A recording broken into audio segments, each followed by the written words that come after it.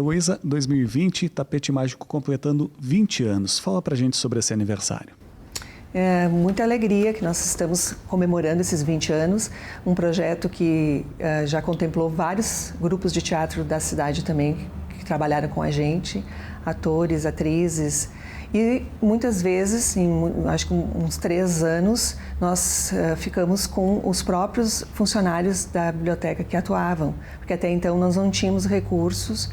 Depois nós começamos a inserir dentro de leaks, enfim, a gente captou recursos para ele se sustentar, né?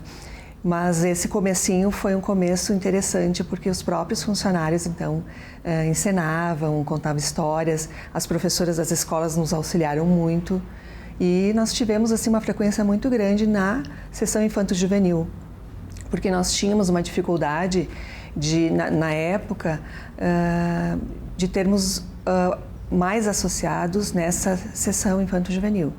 Então, uma das razões que esse projeto surgiu foi justamente de estimular a leitura a partir dos textos que eram encenados ou não, mas que eles voltassem para a biblioteca. E aconteceu uma coisa muito interessante, é que eles voltavam com os pais e pediam o livro que estava sendo indicado no Tapete Mágico. Então a gente começou a sentir que estava funcionando. Tanto que num dos anos, desses primeiros anos, nós tivemos 300% de aumento no número de associados. E aquele mesmo ano, nós recebemos um prêmio em função dessa, que foi concedido pela Câmara Rio-Grandense do Livro, em função de todo esse processo que a gente provocou, né, com as escolas e mesmo a comunidade em si, e que deu resultado. Então, nós recebemos a Biblioteca do Ano, foi o prêmio. Você está à frente do Tapete Mágico nesses 20 anos. A que dedica, né, essa continuidade desse projeto? Eu só acho que, não sei se foi alguns anos eu não participei da coordenação, mas sempre um pouco à distância, porque eu sou funcionária da cultura, então, de algum modo, eu estava sempre ligada. Mas, assim, o que a gente percebe é um crescente, né, uma evolução, porque as escolas passaram a ter o Tapete Mágico como uma das suas ações de visita ou de saída das escolas. Então, ele ganhou esse público, e o público dos frequentadores da biblioteca e mais, né? Tanto que, em alguns anos, a gente conseguiu viajar com o tapete. Esse tapete voou para cidades onde éramos convidados, em que éramos convidados. Então, a gente acabou participando de contação de histórias em Flores da Cunha, no Vale Real, né? Em São Francisco, de Paula. Então, o tapete, ele realmente, né, 20 anos de história com esse caráter de permanência, é muito raro acontecer isso. Não é que não exista, né? Fique claro.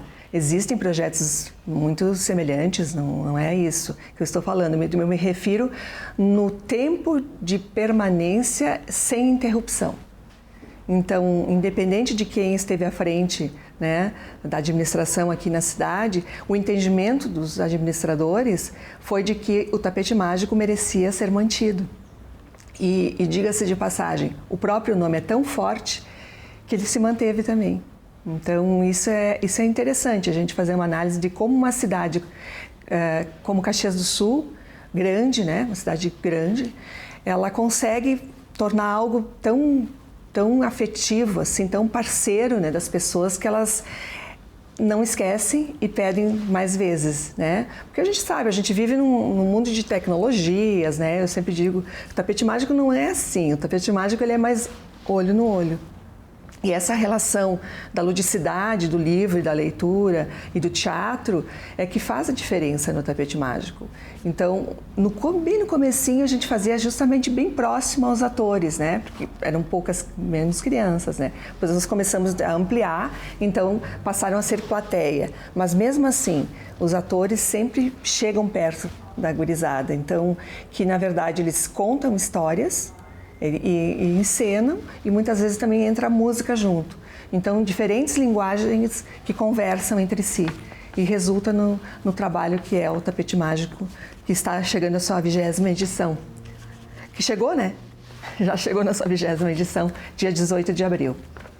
Tem adultos hoje que participaram do Tapete Mágico. Dentre as lembranças que você falou, o que daria para destacar, se é que dá para selecionar entre tantas lembranças positivas durante esses anos? Eu vejo, eles voltam com filhos, isso, ou com sobrinhos, né? Então, adultos que voltam para a biblioteca para pegar seu livro e falam assim, aqui o pai veio numa sessão de contação de histórias, né? Porque adolescentes também participam do Tapete Mágico. Então, é difícil de mensurar o que aconteceu, mas pelos relatos que a gente recebe das pessoas, enfim, elas mesmas dizem para a gente, eu estive aqui com a minha turma, eu estive aqui buscando livros. E nós, assim, percebemos realmente, assim, um número significativo além do retorno das pessoas, desse índice de leitura, porque impactou, né? Uma pena que a gente tem uma mensuração de plateia de mais 130 mil, em torno de 130 mil até hoje, crianças e adolescentes e adultos, né? Porque nós também fazemos algumas apresentações durante a noite para grupos de EJAs, né? E o que a gente percebeu é que realmente os índices de leitura aumentaram. Porque quando tu retorna, né, e vem com o teu filho, ou quando a pessoa busca o livro que estava sendo indicado, alguma coisa aconteceu com essa pessoa, né? E fora isso, a gente viu num crescente também o resultado que as profs mandavam, as correspondências, as mensagens, de como impactou também nessas crianças, nesses adolescentes, né? O que eles viam da leitura e posterior ao Tapete Mágico, como eles viam a leitura. Então, é um estímulo, a gente sabe que precisamos muito mais do que isso para ler, né? Para ler como tem que ser, nos tornarmos um leitor crítico, a gente sabe, existe uma evolução, mas existe essa parte que é do estímulo e que o tapete cumpre essa finalidade, que é estimular a leitura, formar novos leitores. Gostaria que você falasse relação Monteiro Lobato com o Tapete Mágico. Olha, nós escolhemos, então, o 18 de abril para a primeira apresentação e a peça que nós encenamos na época foi inspirada num texto de Monteiro Lobato, porque não tem como nós esquecermos desse grande mestre da literatura infantil. Pena que ele não chegou nos estudos como deveria no exterior também, né, mundialmente, para fazer parte da literatura clássica, inclusive. Né, porque os nossos textos que nós temos de Monteiro Lobato é uma riqueza que todo mundo já sabe, não precisa eu dizer aqui. Mas a gente percebe ainda que tem uma lacuna aí dessa relação de muitos leitores, enfim, ou educadores que ainda não descobriram Monteiro Lobato. Sabem que existe, mas não descobriram ainda toda a obra dele, o quanto rica é. Nós estamos em um momento atípico, né, de isolamento social. Mesmo assim, dá para projetar como será a comemoração desses 20 anos?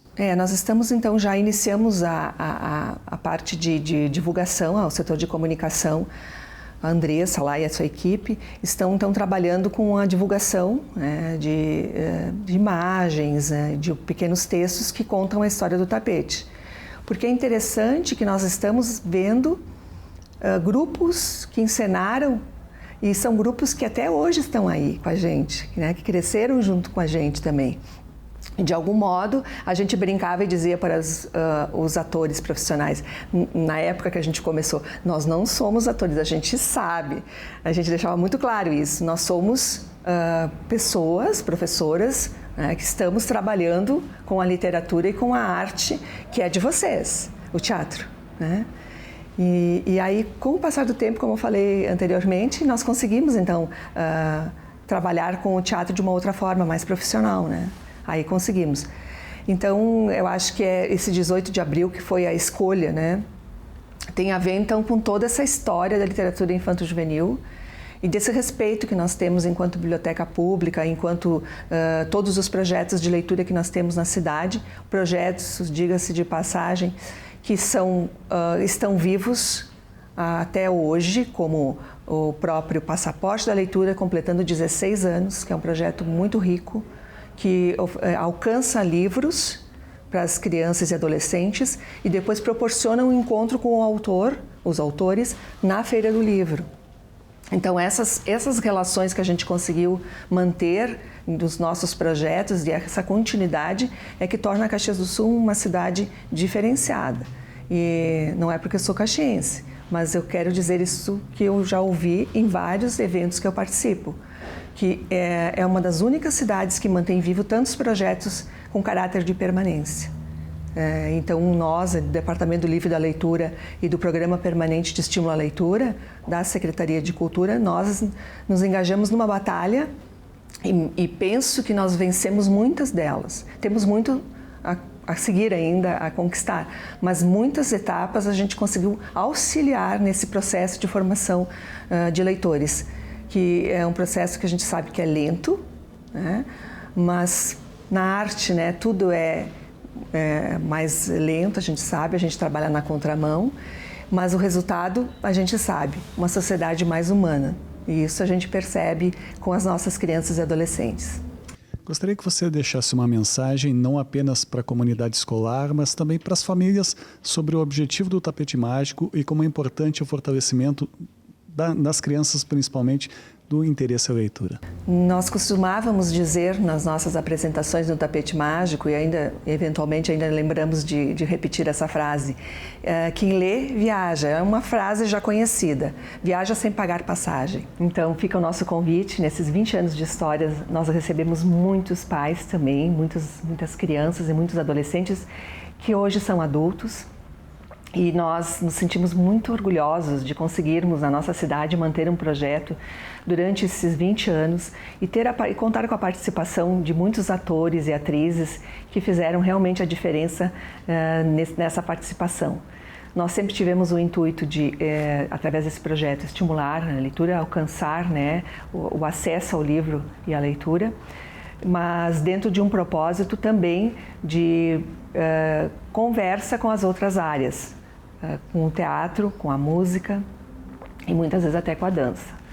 Então nós convidamos a todos vocês que retornem, que participem dos nossos projetos e desse em especial agora, né, mais próximo, e façam o que vocês já estavam fazendo, nos auxiliando também nas suas casas, valorizando a importância da leitura para que a gente possa, né, melhorar as pessoas, melhorar o outro, melhorar a gente e melhorar a sociedade. Então, nós acreditamos nisso e temos certeza que muitos de vocês estão junto com a gente e a gente conta com mais, quem sabe, 20 anos, né, com esse tapete mágico, que ele continue voando por aí. Muitas histórias dentro da história do tapete mágico. Então, alguns temas, né, os temas desses 20 anos. O Sítio do Pica-Pau Amarelo e o Labirinto Encantado.